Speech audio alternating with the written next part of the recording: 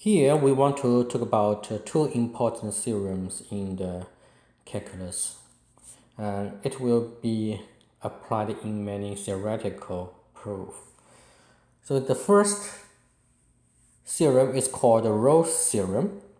The Rolle theorem says, suppose f is continuous on a closed interval ab and is differentiable on the open interval ab.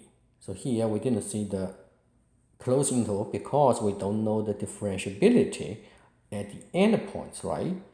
Remember, the differentiable means the derivative exists. The derivative means the limit of the difference quotient, right? The limit of difference quotient means the two one-sided limits, but at the endpoint we only have one-sided limit, right?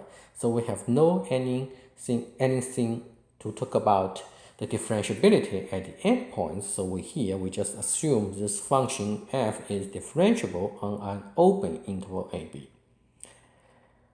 If at the endpoint they have the same value, so fa equals f of b, then there must exist a number c between a and b such that the derivative of f at c equals 0. Okay, so this is the Rolle theorem. So what is the geometric meaning for the Rolle theorem? So let's look at this one. This is the graph of function. We have a continuous function on the open interval AB, a closed interval AB. A and B. They have the same value, differentiable, like it's a smooth curve, right, between A and B. They have the same value, so f of A equals f of B. F of A equals f of B. So it says we can find some c it here, such that at this point the derivative equals 0. So that means you have a horizontal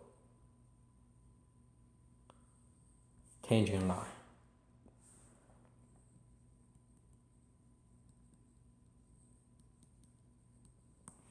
Okay, you must have a horizontal tangent line.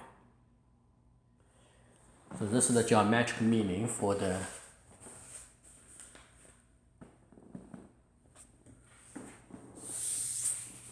Rolle theorem. So now let's look at the second theorem, which is called the mean value theorem.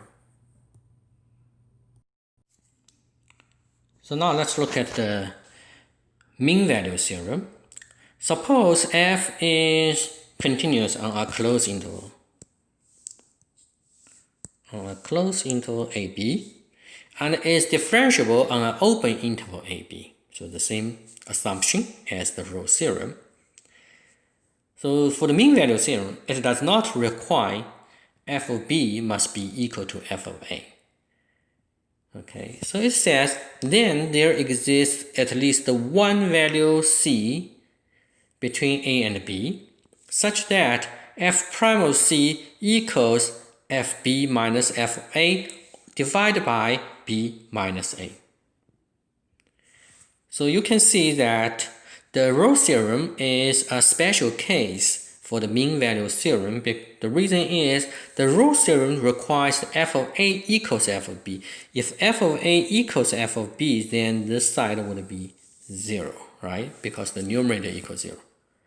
So you will have the same results as in the Rolle theorem. So the Rolle theorem is a special case for the mean value theorem. So the same thing, let's look at the geometric meaning for this mean value theorem.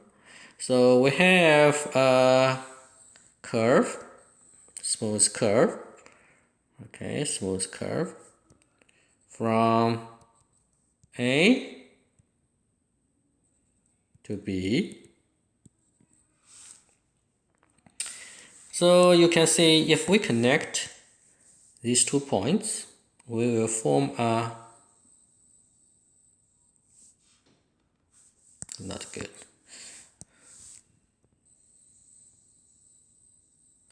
A sigma line, right? So this point is A, f of A. This point is B, f of B. So the slope of the secant line, which is f of B minus f of A, y2 minus y1, right? Divided by x2 minus x1, AB minus A. So this is the slope of this. So in other words, on the right side, which is the slope of the secant line. So the theorem says there must exist some number C here, for example.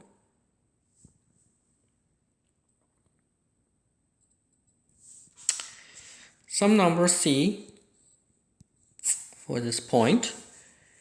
Then you have the f prime of C, which is the slope of this tangent line. Not good. Let's rewrite and redraw the curve.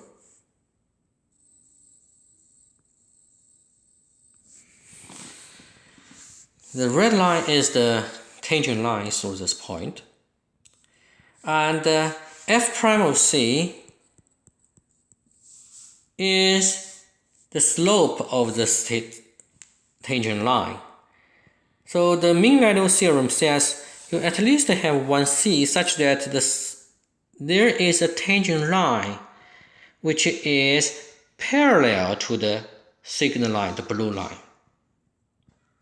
The parallel means you have the same slope, right?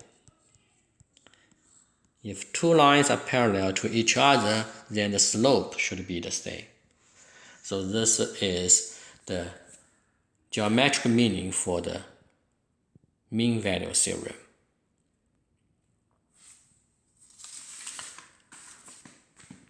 Okay, so we can use a mean value theorem to get another useful result, which we denoted by the corollary.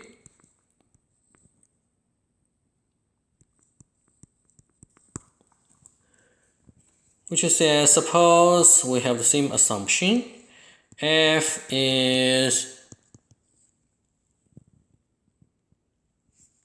differentiable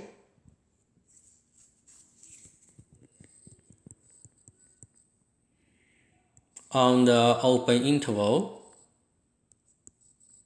AB, and the derivative of f is always 0 for all the x on AB, closed interval AB, open interval AB, open. Then f of x is a constant function on this interval AB. So we will skip the proof, but the proof will use the mean value theorem. So this corollary is useful. The reason is, if you have a derivative equals 0 on an interval, then you can guarantee that function, the original function, must be a constant function, right? We know the constant function has the derivative 0, but we don't know if the derivative equals 0. Can we say the function must be a constant? Yes, this corollary guarantees that. This is a very important result.